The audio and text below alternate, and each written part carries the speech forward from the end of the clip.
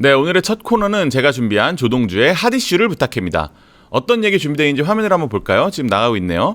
오늘의 주제는 검찰청 78년 만의 역사 속으로입니다. 이제 민주당이 25일에 국회 본회의에서 수사 기소를 모두 가진 검찰청을 기소만 전담하는 공소청, 그리고 기존 검찰 수사를 대체하는 중대범죄수사청, 이렇게 두 개로 1년 뒤에 쪼개는 정부조직법을 통과시킬 예정인데요. 이렇게 되면 1984년 8월 이승만 대통령 취임과 함께 창설된 검찰청이 2026년 9월 25일부터 역사 속으로 사라집니다. 대체 검찰이 뭐길래 민주당은 왜 이렇게 검찰을 없애고 싶어 하는 걸까요? 한번 자세히 알아볼까요? 여러분들은 검찰하면 뭐가 떠오르세요?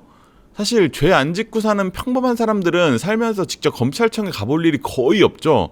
그래서 검찰하면 그냥 뭐 똑똑한 사람들이 나쁜 놈 때려잡는 곳, 뭐 이런 막연한 이미지가 있긴 할 텐데 직접 일상에서 검찰이란 것을 경험해 본 분들은 많지 않을 것 같아요. 대한민국에 검사가 한 2,000명 되거든요. 근데 이제 이들이 일하는 곳이 검찰이라는 곳은 쉽게 말해서 이제 나쁜 놈들 때려잡는 곳이에요.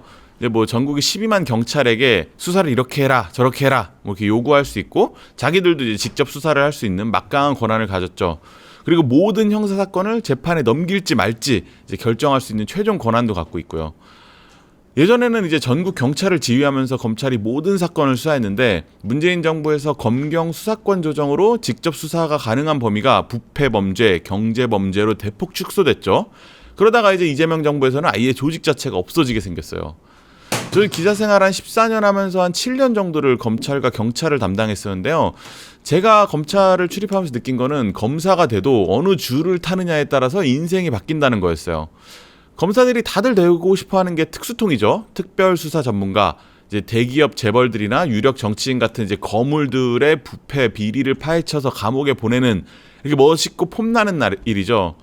윤석열 전 대통령, 한동훈 전 법무장관, 이들도 검찰에서 유명한 특수통들이었죠.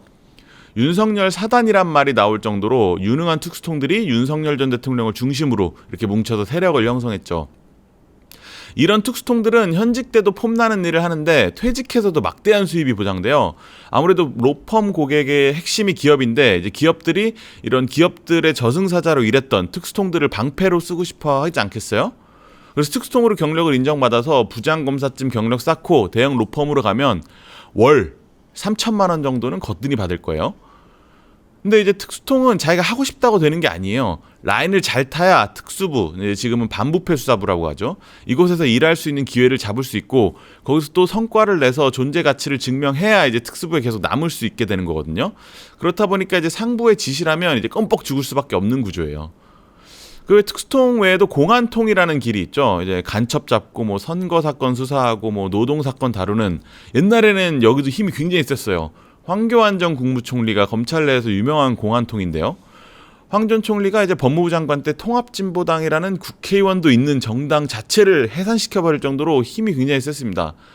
근데 요즘에는 간첩 사건도 적어서 영향력이 예전 같지는 않아요. 로펌 시장에서도 늘 특수통보다 항상 인기가 없었는데, 요즘은 이재명 정부가 산업재해 처벌을 강조하다 보니까 노동사건에 대한 수요가 커져서 공안통도 좀 몸값이 올라가고 있다네요. 사실 뉴스나 영화 같은 데선 이런 특수통, 공안통 검사들이 거물들 때려잡고 뭐 이런 모습을 주로 비춰주는데, 실제 현실에서는 2,000명 검사 중에 대부분이 이제 일상 생활범죄를 다루는 형사부 검사예요. 검사 출신인 김웅 국민의힘 전 의원이 쓴 검사내전이라는 책, 이거 되게 재밌거든요. 여기 보면 이런 형사부 검사들의 애환이 되게 생생히 담겨 있습니다. 뭐 일상 생활범죄 수사, 이런 게 뭐 절도, 폭행 뭐 이런 것들이죠. 이제 국민을 위해서 꼭 필요한 수사긴 한데, 검사 입장에서는 품은 많이 드는데 폼은 안 나는, 그래서 검사들 사이에서 나는 꼭 형사부 검사가 될 거야, 뭐 이런 경우는 저는 한 번도 못 봤어요. 그러면 이제 검찰이란 조직이 대략 이렇다는 거 설명드렸고, 그럼 민주당은 왜 검찰을 없애고 싶어 할까요? 이런 감정의 유래는 노무현 전 대통령으로 거슬러 올라가야 돼요. 이 노 전 대통령에 대한 아픔의 정서를 공유하고 있다는 게 가장 커요. 노 전 대통령 이제 고졸 출신으로 사법고시 합격한 입지전적인 인물이죠. 그래서 대통령이 취임하면서 검찰 개혁을 국정과제로 내세웠는데, 이때 당시에 검찰이 엄청나게 반발했어요. 그래서 당시 노 전 대통령이 역사상 처음으로 이제 평검사들의 대화, 기억하시는 분들 있을 거예요. 이거를 생방송으로 했는데요. 당시 영상 한번 보실게요. 부산 동부지청장에게 청탁 전화를 하신 적이 있습니다. 그때는 왜 검찰에 전화를 하셨습니까? 이쯤 가면 막 하자는 거죠. 우선 일이 되면 양보 없는 토론을 할 수밖에 없습니다. 청탁전은 아니었습니다. 네, 이쯤 가면 막 하자는 거죠. 이제 대통령이 이제 검사와의 대화에서 한 이 대화가 상징적인 한마디가 됐죠. 사실 저걸 보시면 일개 검사가 대통령한테 저렇게 막 뭐 청탁 전화했냐 뭐 이제 이런 얘기를 하는 게 사실 일반 국민들이 저 화면을 봤을 때 좀 충격을 많이 받았을 것 같아요. 검사의 힘이 정말 대단하구나 뭐 이런 생각을 했을 것 같은데 결국 노무현 전 대통령의 검찰개혁 시도는 검찰의 반발에 부딪혀서 사실상 큰 성과를 못 냈다는 평가가 지배적입니다. 그러다가 이제 그러다가 이제 노무현 정부 다음에 이명박 정부가 들어서면서 이제 검찰이 노 전 대통령을 향한 뇌물 사건으로 대대적인 수사를 펼쳤죠. 당시 검찰이 노 전 대통령을 소환했을 때 봉하마을에서 서울로 올라오는 버스를 막 TV로 방송사들이 생중계할 만큼 국민적 관심사가 높았어요. 주변 사람들도 이제 대대적인 전방위 수사를 받았고요. 그래서 결국 안타깝게 노 전 대통령이 사건 중에 이제 안타깝게 서거했는데 이때 민주당 인사들이 가슴 깊이 이제 검찰에 대한 적개심을 뿌리 깊게 새기게 되는 계기가 됐다는 분석이 많습니다. 검찰 개혁은 이후 노무현 전 대통령의 친구인 이제 문재인 정권이 들어서면서 다시 본격화됐는데요. 당시 윤석열 서울중앙지검장과 한동훈 3차장이 특수부를 지휘하는 이제 차장이에요. 한동훈 3차장이 문재인 정권의 칼잡이로 이명박 박근혜 전 대통령을 수사하면서 결국 둘 다 구속까지 시켰죠. 이때도 법조계 일각에서는 아무리 검찰 개혁을 외치는 정권이라도 이렇게 검찰의 효능감을 느끼게 해주면 조직은 안 건드리겠지. 뭐 이제 이런 내심의 기대가 있지 않았겠어? 뭐 이제 이런 얘기들이 많이 나왔어요. 근데 문재인 정부는 조국 민정수석이 중심이 돼가지고 검찰 개혁을 추진했고 결국 윤 총장이 이끄는 검찰이 조국 장관 후보자, 법무부 장관도 아니고 후보자를 전격 압수수색하는 초유의 사태로 이른바 조국 사태로 번졌죠. 이 과정에서 살아있는 권력에도 칼을 들이댄 윤석열이라는 이름이 이제 공정 가치와 결합되면서 정치권에서 소구력 높은 브랜드가 됐습니다. 문재인 정부 검찰개혁은 검경 수사권 조정이라는 이름으로 기억하실 텐데요. 이때 검찰이 경찰을 지휘할 수 있는 수사지휘권이 없어지고 그동안 이제 2,000명의 검사가 이제 전국 12만 경찰을 이제 사실상 부하처럼 써왔는데 이제 그럴 수 없게 된 거죠. 그리고 검찰의 직접 수사 범위도 점점 좁혀서 최종적으로는 부패 범죄와 경제 범죄 딱 이렇게 두 개에 국한하면서 이른바 검수완박 검찰 수사권 완전 박탈을 추진하니까 당시 윤 총장이 이제 강하게 반대하고 뭐 직을 던지고 정치권이 뛰어들고 결국 대통령까지 됐죠. 윤석열 대통령 때는 당연히 이제 검찰 전성 시대였는데요. 한동훈 뭐 법무부 장관 비롯해서 뭐 정부 대통령실 요직 곳곳에 검찰 출신들이 발탁됐습니다. 문재인 정부 때 부패와 경제로 국한했던 그 검찰의 직접 수사 범위도 시행령 개정으로 다시 엄청 크게 넓혔고요. 검찰도 이에 부응하려는 차원이었을까요? 윤 전 대통령의 대선 경쟁자였던 이재명 당시 민주당 대표에 대한 전방위적인 수사에 돌입합니다. 대장동, 뭐 백현동, 뭐 대북송금, 부인인 김혜경 여사의 법인카드 유용 등등등등 해서 엄청 사건이 많죠.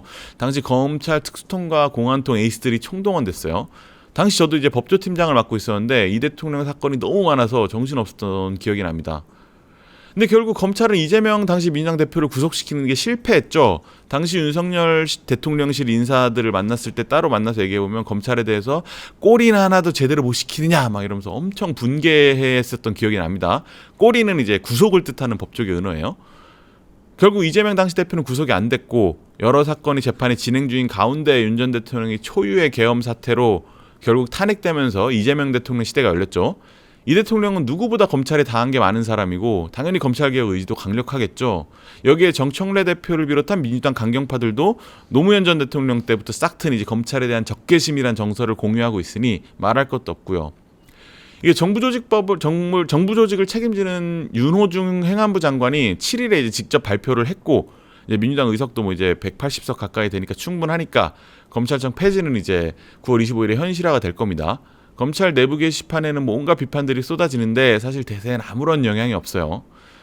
검찰청 폐지는 그동안 검찰이 정치 권력의 입맛에 맞춘 수사를 반복해오면서 자초한 면도 없지 않습니다. 그런데 이런 수사를 주도한 특수통은 검찰 조직의 극히 일부라는 점도 사실이에요. 검찰이란 조직 구성원의 대다수가 뒤에서 묵묵하게 민생범죄 밝혀내는 형사부 업무를 하고 있는데 이게 막상 우리가 범죄를 당했을 때야 그 소중함을 몸소 느끼게 되거든요. 민주당 지도부는 이제 검찰 개혁을 설명하면서 아무도 가보지 않은 길이라는 점을 되게 강조합니다. 하지만 내년 9월 25일부터 검찰청이 없어지고 중대범죄수사청이 수사를 맡고 기존의 똑똑한 검사들이 수사를 못하게 되면 분명 민생사건 처리가 지금보다 더 늦어지게 될 겁니다. 그런 부작용이 이제 제도가 자리 잡기 위한 일시적 진통이 될지 국가 형사사법 체계가 송두리째 흔들리는 악수가 될지 이건 이제 남은 1년 기간 동안 제도를 얼마나 촘촘하게 설계하느냐에 따라 달렸겠죠. 네, 오늘의 핫이슈를 부탁해는 여기까지입니다. 잠시 후 여의도를 부탁해가 이어지니까요. 좀만 기다려주세요.